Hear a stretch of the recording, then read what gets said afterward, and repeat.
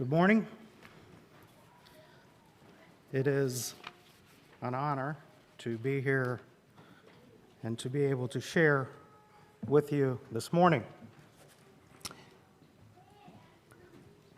I don't know how many of you follow current events, news, whatever. I enjoy current events. So I tend to keep an eye on the news fairly closely, maybe a little too closely. But did any of you notice or see the article on the young man that was sentenced this week for murder because of killing his father due to the fact that his father cut his allowance? No? Okay, couple. All right, so yeah. There was a young man, I say a young man, he was in his, I believe, 30s, and he had a very wealthy father. I believe they were in New York. I believe that's the state it was in. And this young man obviously was given everything to him through life. He did not have a job. His father paid his penthouse rent. He paid his... and gave him an allowance of, I think it was like $1,000 a month. Now, $1,000 a month on a lavish lifestyle doesn't go real far, so I'm not exactly sure what else this young man did as far as getting financial aid, but at any rate, his dad paid his monthly rent. He did not have a job, plus he got $1,000 allowance each month from his dad. And his dad, I guess, was finally fed up with this. This guy wasn't working, and he decided that, you know what, I'm going to cut it. We're going to go back to like $300 a month. This upset the son, and he killed him. So he was sentenced this week. Well, that ties into what I am going to be talking about this morning. You can turn in your Bibles Kings, the book of 2 Kings, chapter 5.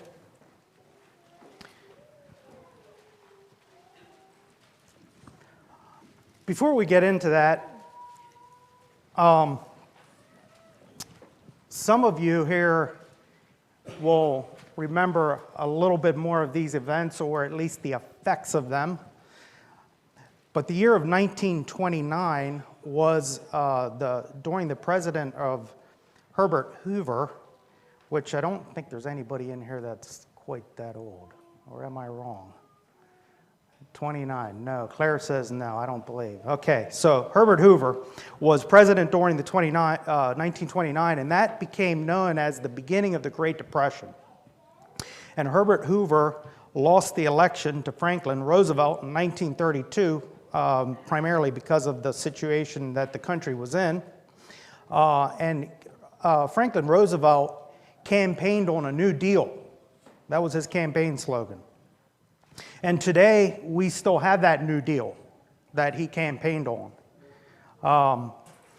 It's called various things today, but it is New Deal. It is deals that were patterned after his biggest deal. In 1935, the Congress passed what was called the Second New Deal. These included the Social Security Act and the Workers' Progress Administration. Now, the Workers' Progress Administration, I had no idea what that was when I was reading up on this. They hired all kinds of unemployed people to go and work on railroads, build railroads, work on streets, public works, lay sewers in, those kinds of things. Hired a whole bunch. They were going to get rid of unemployment, so they hired all these people. Well, that takes money because that is unproductive wages. That does not generate any revenue. It takes money. So what did they do? They raised the taxes on the wealthy and large corporation, and at that time it was known as soak the rich tax. Today, these new deals are known in many different names. We have welfare, we have SNAP, we have Pell Grants, we have housing assistance, Head Start, WIC, CHIP, and somewhere around 250 more various programs out there that are considered entitlements. And that this morning is what I'm going to be talking about, entitlements. When you look at entitlements, are they okay? Are they good? You know, is entitlement programs good? That's kind of a tricky question. There could be some good to them. Unfortunately, they're often taken advantage of, which we're quite familiar with seeing that. It's not an easy answer as to whether they're good. But why were they needed? Why were they needed? Were they needed because the church, God's people, did not do their part? Or was the problem just way too big for the church? But what did it do to us? What did it do to the American people? I don't know what it was like back there in the in the early 30s, mid 30s, late 30s, 40s. I had no idea. 50s, I had no idea. 60s, I don't know.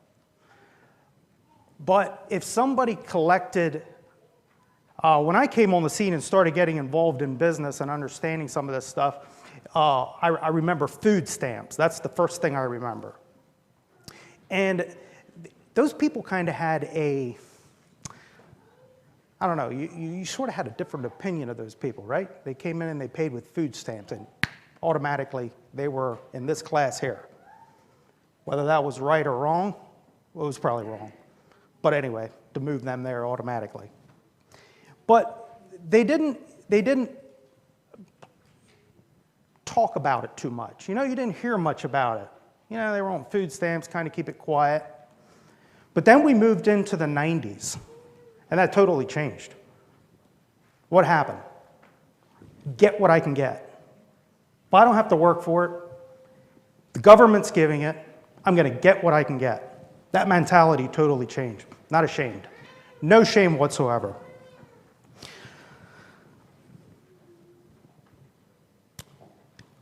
What is entitlement?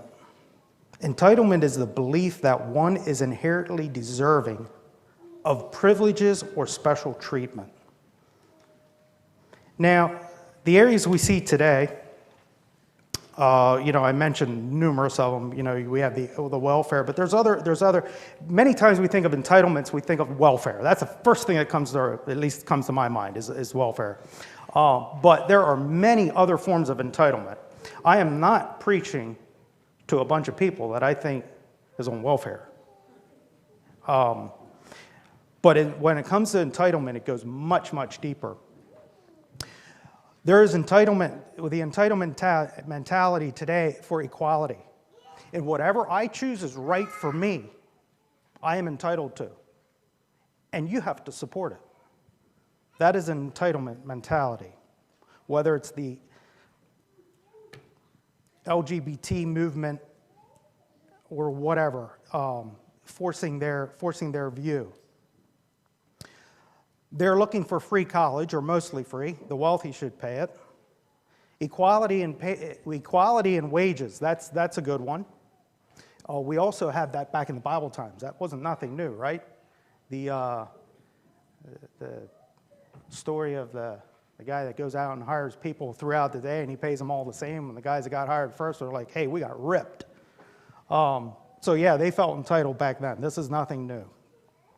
But today we see it. People feel they are entitled to bonuses, paid holidays, paid sick days, paid personal days, paid vacation days, the list goes on. And when they don't get one of them, they get really upset.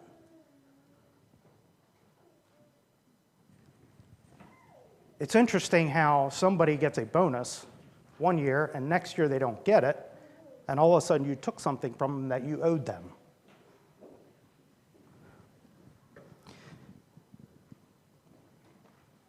Healthcare is another one. We're hearing more. We heard a lot about the last 6 years. We are entitled to healthcare. Discounts. I don't know if you've heard this story where the church, this one restaurant gave Discounts. If you came in Sunday after church and brought a bulletin, they got you a 10% discount or whatever. They had to stop. Why? They got sued because someone didn't want to go to church but they felt they deserved a discount. They were entitled to the same discount. Black Friday, people lining up and getting upset when they don't get what was advertised because it's sold out. They are entitled to it. How about parking spaces? Some people feel entitled to certain parking spaces.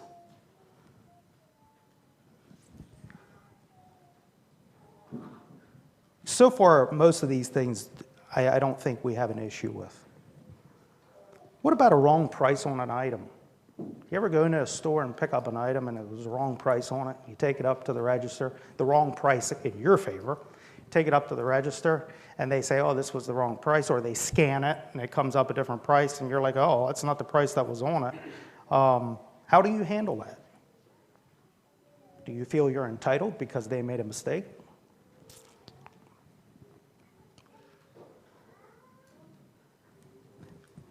Entitlement shows up at an early age. It doesn't have to be very old. A child does not have to be very old until they show you that they are entitled and what they are entitled to. That becomes very clear very quickly. And if it is not curbed, it becomes worse as they are toddlers, and it just magnifies as they become teens and adults. It just gets worse and worse. No one is exempt from the mentality of entitlement. And the more affluent we become, the more we think we're entitled to. And we see that today in the celebrity world, the sports world. We see that entitlement, feeling that they're owed. You all know the story of the monkey that was escaping the zoo, got his hand in the bars and got the apple. He was entitled to that apple, and he was not leaving without it. What did it do? It was a prison. It kept him there. And that's like for us as well. It is a prison. Okay, let's look at Naaman, the story of Naaman here in 2 Kings 5. 2 Kings 5, starting at verse 1.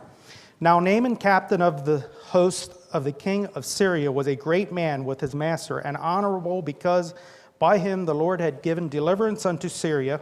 He was also a mighty man of valor, but he was a leper. And the Syrians had gone out by companies and had brought away captive out of the land of Israel a little maid, and she waited on Naaman's wife. And she said unto her mistress, Would God my Lord were with a prophet that is in Samaria, for he would recover him of his leprosy. And one went in and told his Lord, saying, Thus and thus said the maid that is of the land of Israel.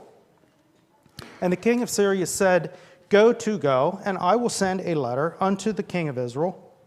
And he departed and took with him 10 talents of silver, and 6,000 pieces of gold, and 10 changes of raiment.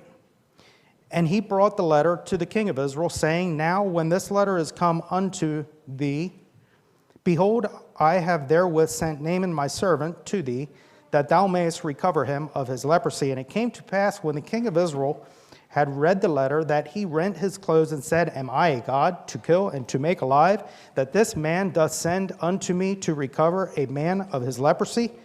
Wherefore consider, I pray you, and see how he seeketh a quarrel against me. And it was so, when Elisha, the man of God, had heard that the king of Israel had rent his clothes, that he sent to his king, saying, Wherefore hast thou rent thy clothes? Let him come now to me, and he shall know that there is a prophet in Israel. So Naaman came with his horses, and with his chariot, and stood at the door of the house of Elisha. And Elisha sent a messenger unto him, saying, Go and wash in the Jordan 7 times, and thy flesh shall come again to thee, and thou shalt be clean. But Naaman was wroth, and went away, and said, Behold, I thought he will surely come out to me, and stand and call on the name of the Lord his God, and strike his hand over the place, and recover the leper. Cease reading there. What was Naaman's issue? Okay, who was Naaman? Naaman was a captain of the guard. Naaman was the king's right-hand man. He was mighty. It says he was a mighty man of valor. He was a mighty warrior, successful in battle. And I believe Naaman had everything he wanted at his fingertips. I believe the kingdom was at his disposal. However, he had this issue, he had leprosy. And I don't know what we would liken leprosy as today. I remember a number of years ago, somebody had likened leprosy to cancer. There was no cure. We know people that get cancer that get cured. So here he has something that there is no cure. He will die. His fingers will fall off, whatever all happens, I'm not sure. Skin gets discolored, whatever. And it's a horrible death. Eventually, I'm guessing he would have got cast out. Although he was not Jewish. By Jewish, they would have been cast out. I'm not sure where that would have went. But here was a situation. He had everything he wanted. He had the kingdom at his disposal, at least a fairly large portion of it, because of his position. But he was a leper. So this gets out that, hey, you know, if you go to Elisha, if you go to Israel, there's a guy there that would heal you. Well, what do? You go, right? If you have a disease, and I don't, even if it's cancer, because cancer cured today is not a sure, that's only a hope. You hear that, hey, if you go to this country over here, they have a cure for that cancer, it will cure you. You would go. Right? So Naaman packs his bags. What's he do? He packs all the gold, he packs changes of clothes, all his money, and off to Samaria he heads. Now, when he gets there, I would imagine Naaman was expecting, well, he even said, you know, this guy could at least came out and did his hand waving and, you know, striking him or however that is, and took care of this issue. Naaman was expecting that. Here comes Naaman, captain of the guard, a very important man. And Elisha doesn't even come out. He sends a servant. Go tell the guy to jump in the Jordan 7 times. And Naaman, I believe Naaman flipped out. I believe he just lost it. How does it say there?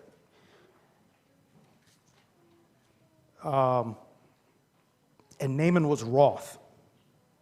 I believe he was very wroth. And he says, forget it. He said, are not, in verse 12, are not Abana and Pharpar rivers of Damascus better than all the waters of Israel? May I not wash in them and be clean? So he turned and went away in a rage.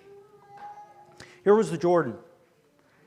Did Elisha ask him to do anything extraordinary? No, it was so simple. Go to the Jordan and dip in 7 times. But Naaman, he probably had on really good clothing, dressed in the best, and he's supposed to go to the water there at the Jordan, which I understand is muddy water. Yeah. He could go back home and go in the water too. It's clear. It's nice water. You can actually see the stones in the water, not the muddy Jordan. He's angry. He was entitled. He was entitled to a better treatment than what he was getting. And he says, forget it, I'm leaving. And the servants are like, wait a minute. You know, just hold up a minute. If he would have asked you to do some great thing, in verse 13, and his servants came near and spake unto him and said, my father, if the prophet had bid thee do some great thing, wouldst thou not have done it? How much rather than when he saith to thee, wash and be clean?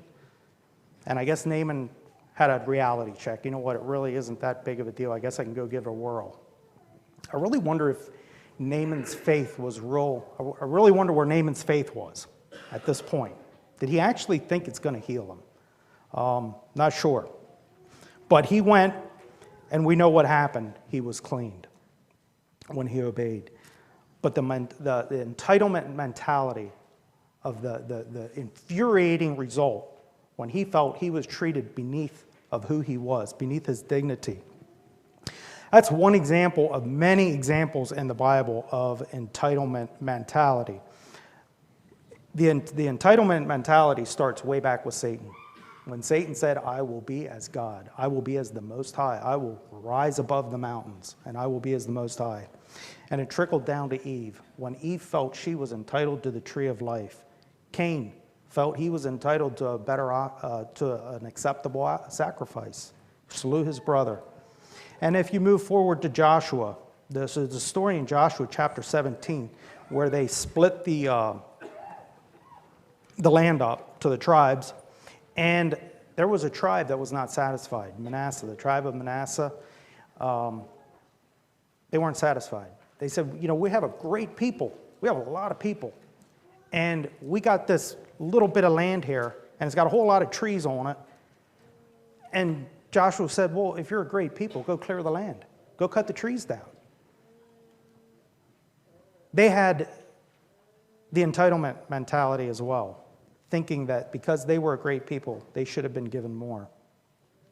Jacob felt entitled to the birthright and stole it, or cheated his brother from it. Samson felt entitled to the Philistine woman. David felt entitled to Bathsheba. And the list goes on. Like I said, there's many. In almost all sin, I guess all sin can point to an entitlement mentality when I think I need something for me. It's for me. It's myself. It's all about self. So how do we see entitlement here among us? How do we see, where does that come here? How does that hit us? What are we entitled to? Are we entitled to happiness? The society would tell you you are.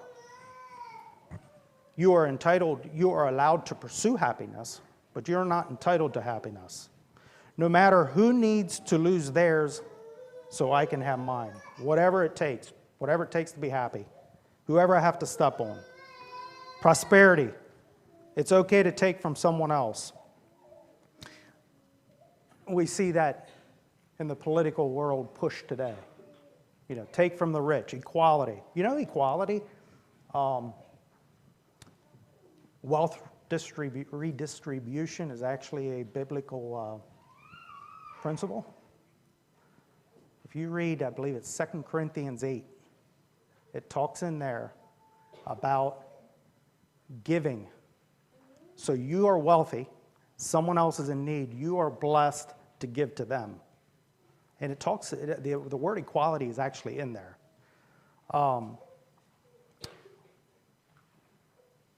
Wealth redistribution. However, that's they're wanting to do it in the wrong way. Health. Entitled to health. Vacations. We're entitled to take a vacation. Power. Prestige. I'm entitled to a new vehicle. I'm entitled to a new house. I'm entitled to what? Whatever I want, right? When we have the spirit of entitlement, we complain about the blessings we are not getting and fail to recognize the blessings we have. So how do we see that in the church? Where does it actually, where are some actual examples right inside the walls of a church building where we can see entitlement mentality?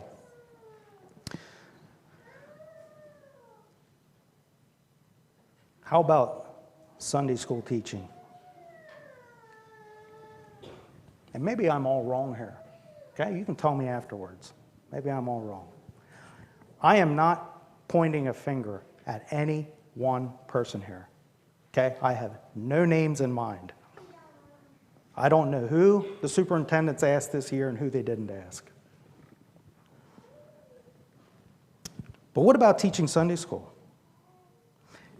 Do we have the mentality that I am entitled to come to a church that has Sunday school year in, year out? I am entitled to be taught. You are not entitled to have me teach.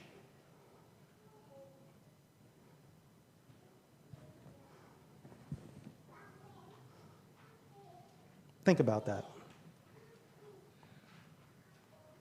There are cases where some may not be able to teach. And that's okay. Unfortunately, that's generally not the case.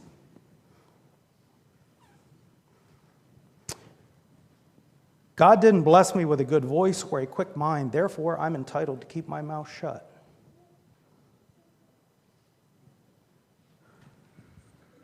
Or how about this? I come to church, I expect to come to a clean church, inside, outside. Now we hired a cleaning lady. We don't have to do the inside week in and week out. How about outside work? Once a year, trustees get everything together and organize this, and hey, on such and such a date, we're going to clean church. Do we have the entitlement mentality that I don't need to come? And I'm not talking about missing a year or two. I'm talking about those that choose never to. And like I said, I have no names, okay? I have no names. I don't know anybody in here that never came. I'm entitled to your compliments for the many things I do right.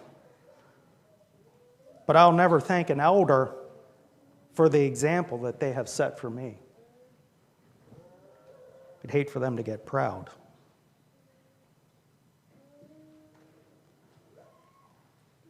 I'm entitled to show up for whatever services I decide I can make and still expect the same treatment and recognition everyone else gets. I'll show up Sunday morning, most of the year, and that's pretty much it. But when I'm sick laying in the hospital, I expect people to remember me. Our church is too big. If you only show up Sunday morning 3/4 of the year, most of the people don't know you.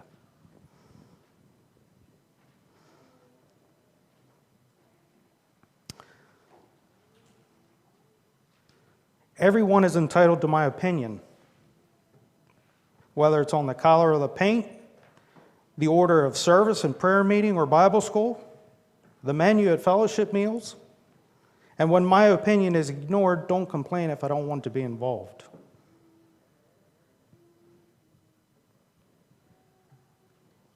I don't know that we have that problem. I don't know that we have that problem. I do know we have the problem with Sunday school. That I know. But these are just things that can happen that we don't, we don't look at it sometimes this way as an entitlement feeling. There is two examples of two contrasting attitudes. The one story I'm sure you are familiar with hearing, and I don't even know if it's true or if it's just a story. The other one is true, I know for a fact. But the one is of a church that had a tree they wanted to remove, and the one man was so opposed to it. He did not want the tree removed. They voted on it, or however process they did, and the majority said, let's move the tree. When the time came to move the tree, he was the first man there with the chainsaw or the axe to chop it down. He had a good attitude. There was another church that had a horse shelter. They no longer used it, hadn't been used for many, many years. They said, let's tear it down. And there was one man that was opposed. He said, we are not tearing it down.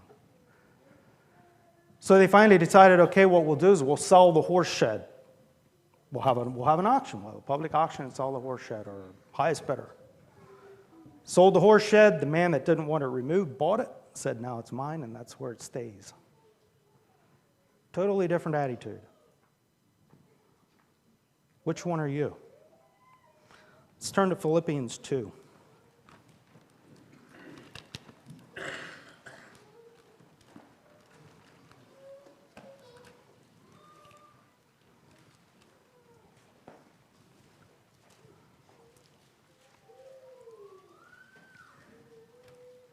Philippians 2, verses 3 to 8. When we follow the teachings of Paul and pattern our life after the life of Christ, the spirit of mentality, there's no room for it. Philippians 2, 3 to 8. Let nothing be done through strife or vainglory, but in lowliness of mind. Let each esteem other better than themselves. Look not every man on his own things, but every man also on the things of others.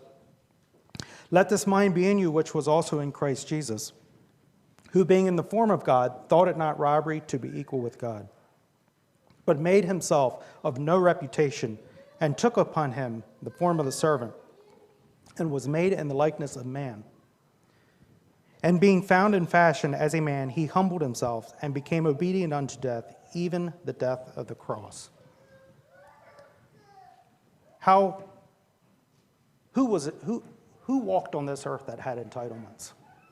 Jesus, the only one that was ever here that actually was entitled to something. He was entitled to everything, and he gave it all up. He did not claim any of the things that he was entitled to, and he gave it up. How then can you and I, who have been purchased by him through his death, claim entitlements? We are owed something.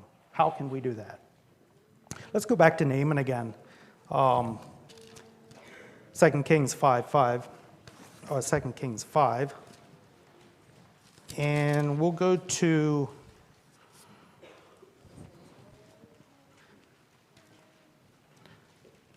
(2 Kings 5:15.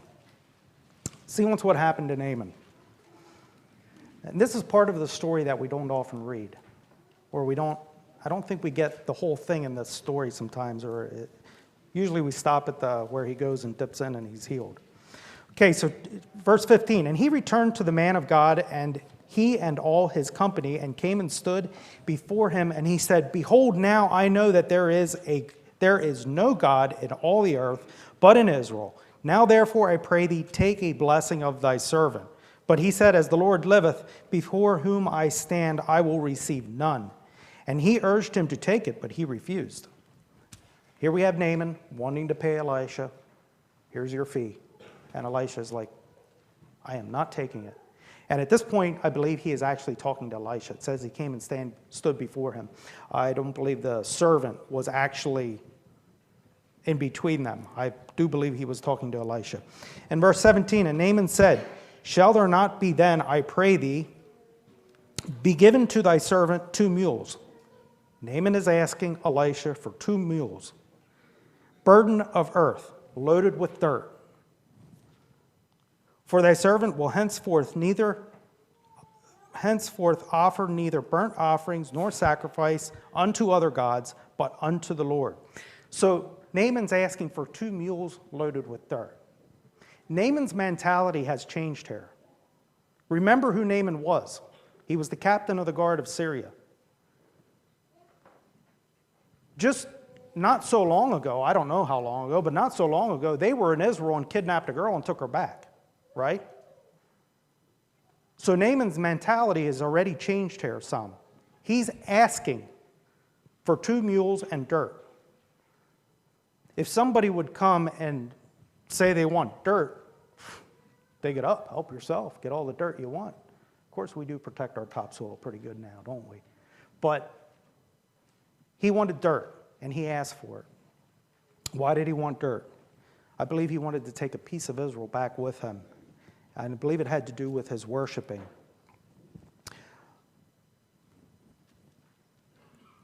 Continue reading.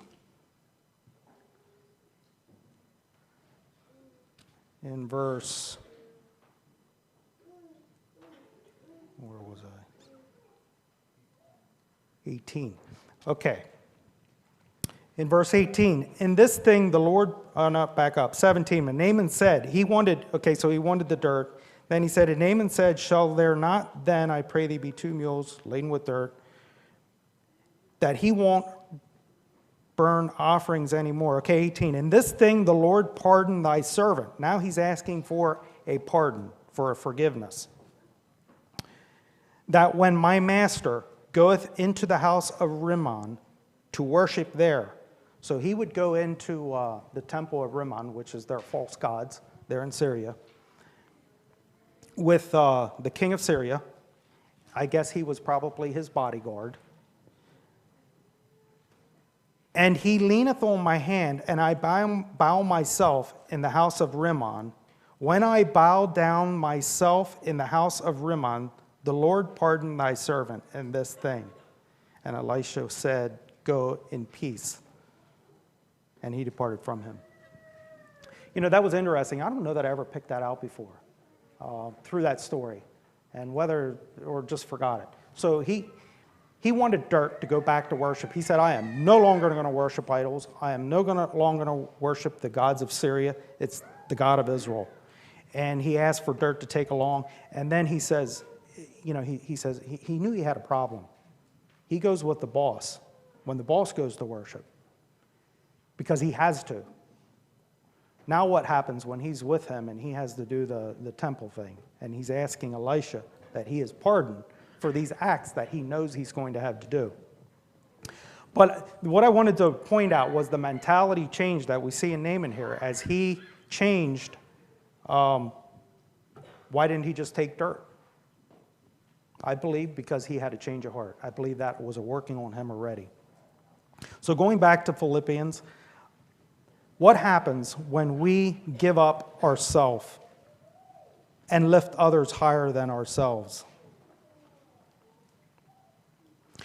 In verse 4 it says, look not every man on his own things, but every man also on the things of others. That doesn't mean minding everybody else's business. That's not what that means. That means having a valid concern for other people's lives. When you do see a need, do you do something about it? Do you extend a helping hand? Or if you suspect a need, do you ask? It's okay to ask. Not meddle in people's business. That's not what that means. Let this mind be in you, which was also in Christ Jesus.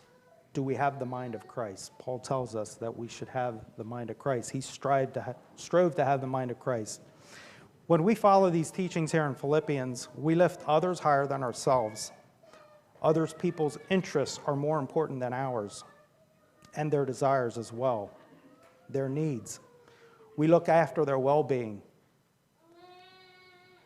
We don't seek position and power. Jesus had every right to all the position and power for everything, but he gave that up. We don't seek it either. We give up our rights, what we view as rights. You know, the Christian on this earth has no rights. We are entitled to nothing. As far as I know, and I might be wrong on this, you can correct me, the only right that we are given, the only entitlement is to the tree of life. And that is not on this earth. That is after we are finished here. And Revelations is talking about having right to the tree of life. We remember God's grace when we give up the mentality, give up the self. We remember God's grace. If we actually got what we were entitled to, we wouldn't be here. John 13:35 says, by this, back up, Romans 6:23, for the wages of sin is death, but the gift of God is eternal life. We are not entitled to a gift. If we were, it would not be a gift. John 13:35 says, by this shall all men know that you are my disciples, when you have love for one for another. You cannot have an entitlement mentality and claim love for each other at the same time. It's not possible. When we love each other, when we love others, we are willing to let them have the preeminence. And we're willing to deny ourselves in order to bless others. Gratitude and entitlement are polar opposites. Where do you find yourself? Do you find yourself a person of gratitude or a person that feels they are entitled? Let's kneel to pray.